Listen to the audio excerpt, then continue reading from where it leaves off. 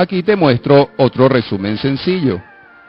Redes de la clase C, sus tres primeros números representan la red, el último la estación, la máscara es 255.255.250, primera red de la clase C es la 192.0.0, ese número de red se representa como está aquí, con fondo azul, ese es el número 192.0.0 en binario, primera estación es la 00000001 y aquí está representado en decimal.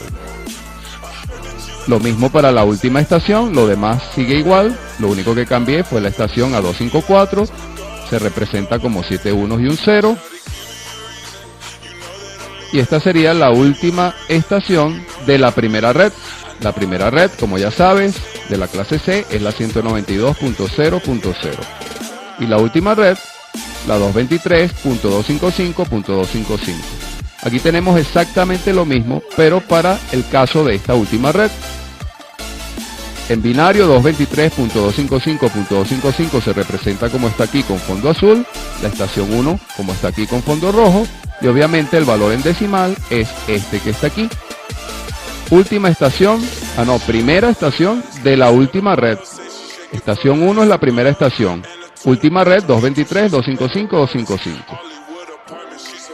Y aquí tenemos última estación de la última red, es la estación 254. Es una pequeña guía que puedes utilizar de repente para responder alguna pregunta de examen o de certificación.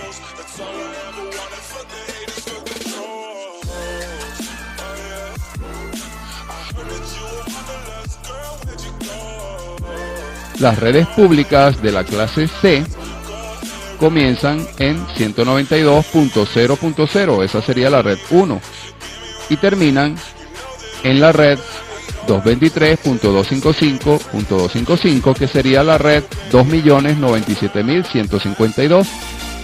Sin importar si estamos en la red 1, en la 2, en la 3, en la 4 o en la 2.097.152, nosotros sabemos que cada una de las redes de la clase C contiene 254 estaciones.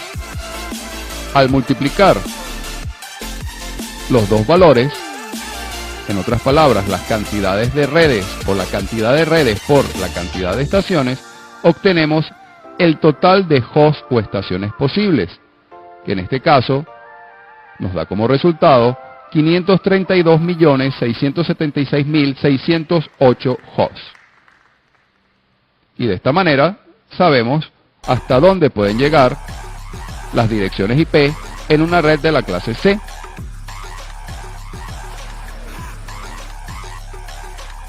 Y este pequeño esquema trata de representar lo mismo.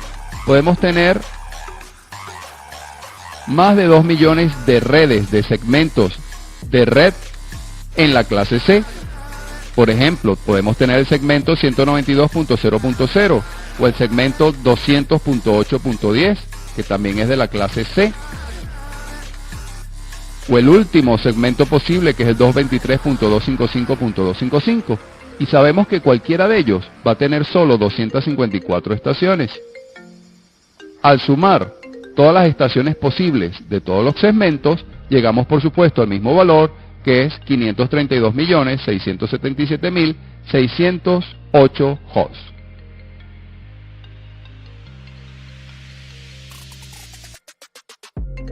De las clases de redes A, B y C que ya conocemos, existen también dos clases adicionales, la D y la E. Son las clases especiales.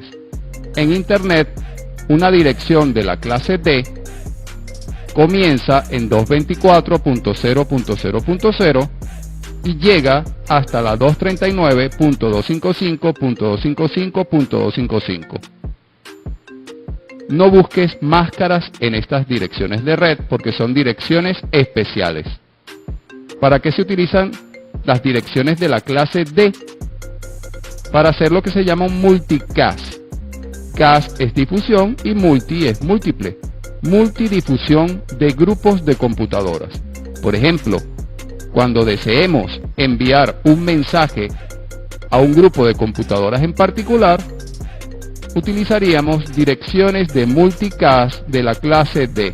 Normalmente esto se maneja internamente a nivel de software y del protocolo TCP/IP. Nosotros poco vamos a tener que ver con direcciones de la clase D. Tenemos también direcciones de la clase E, que son experimentales. No se usan en Internet, solo para experimentos en aquellos centros de investigación que están experimentando todavía con el protocolo TCP/IP. Entonces ya sabes, además de las clases A, B y C, tenemos también la D y la E. Y de estas dos, solo la D se utiliza en Internet.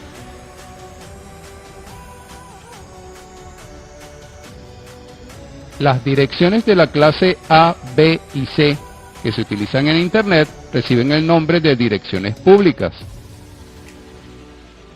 Esas direcciones las asignan normalmente las empresas que nos dan el servicio de Internet, y a su vez a esas empresas se las dan empresas mayores que controlan todo el tráfico y el direccionamiento IP de Internet.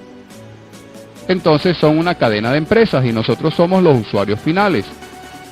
Por ejemplo, si estamos trabajando cómodamente en nuestra oficina con una red local, nosotros podemos asignar direcciones IP públicas o privadas, en teoría, sin ningún problema, porque nadie va a saber que nosotros estamos trabajando allí, estamos desconectados de Internet. Pero ¿qué tal si por accidente se conecta alguna de estas máquinas con una dirección pública a Internet? Por ejemplo, estamos aquí en nuestra red local y por accidente nos conectamos a esta nube que representa Internet y hemos asignado una dirección IP pública de esas que pertenecen a Internet. Lo más seguro es que ya alguien tenga esa dirección y en ese momento vamos a crear un conflicto. Por tanto, en una red local no se utilizan las direcciones públicas así no estemos conectados a Internet, porque es una medida de precaución muy sana para evitar problemas en el futuro. Por tanto, ya sabes, no utilices direcciones públicas para una red local. Entonces, ¿qué podemos hacer? No se preocupen. Ya sabemos que se crea un conflicto si hacemos eso de utilizar direcciones IP públicas en una red local. Pero tenemos una solución que es la correcta. Es utilizar direcciones reservadas o privadas. Entonces, localmente utilizamos direcciones reservadas de la clase A, B o C. Pero ¿cuáles son esas direcciones? Son unas direcciones que los investigadores y creadores de Internet asignaron precisamente para esta misión de crear redes locales. Y aquí las tenemos. En la clase A tenemos desde la dirección 10.0.0.1 hasta la 10.255.255.254 para la clase A. Para la clase B comenzamos en 172.16.0.1 y llegamos hasta 172.31.255.254.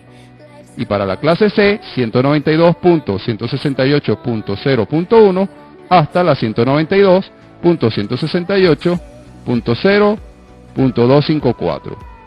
Tenemos entonces tres rangos también de la clase A, B y C, pero son reservados. Estas direcciones, a pesar de que pertenecen a las clases A, B y C, no se encuentran en Internet. Fueron separadas de Internet y se convirtieron a partir de ese momento en direcciones reservadas o privadas. Y son las que vas a utilizar si vas a configurar manualmente una red con TCP/IP o si vas a utilizar el servidor de alquiler de direcciones automáticas, pero en una red local. ¿Cómo se llama ese servidor? ¿Se acuerdan todavía? DHCP. Entonces, grabe muy bien esto. En una red local usamos direcciones IP reservadas.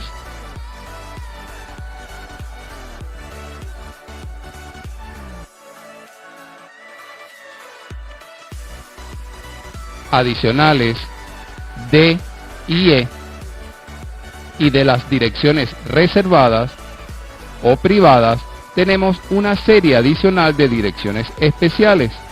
Por ejemplo, las computadoras cuando están arrancando y no tienen una dirección IP tienen que enviar a través del cable de red la dirección 0.0.0.0.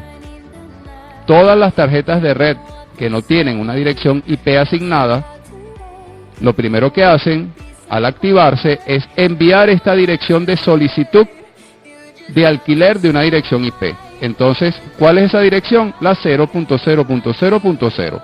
Después, el servidor le entregará en alquiler una dirección válida a esa estación o estaciones.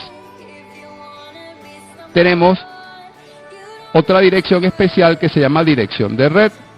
Cuando no queremos hablar de las estaciones o indicar el número de una estación, sino referirnos exclusivamente al número de red, el formato es así. Para las direcciones de la clase A, R.0.0.0. Clase B, RR00. Clase C, RRR0.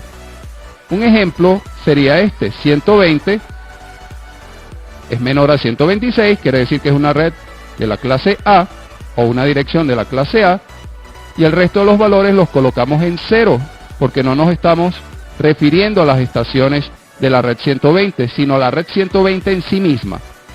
Entonces, cuando alguien nos diga, oye, ¿cómo te refieres tú exclusivamente a la red 120? Bueno, 120.0.0.0.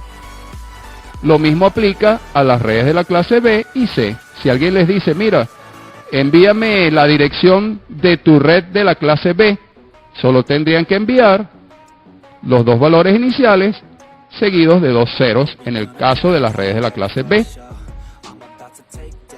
Tenemos luego lo que se conoce como la dirección de broadcast. Cast es difusión y broad, amplio, extenso, de amplia difusión.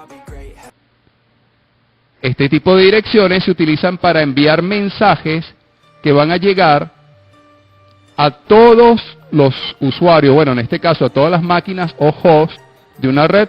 Por ejemplo, si una estación quiere enviar un mensaje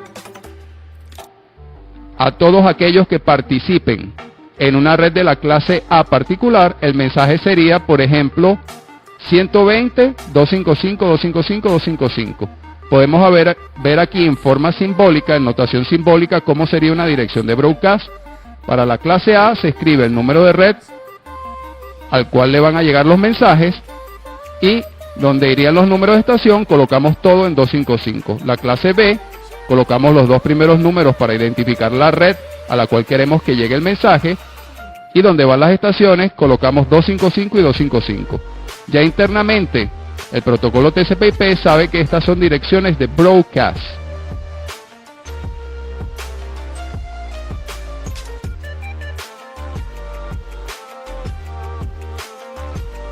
De las direcciones o clases D y E.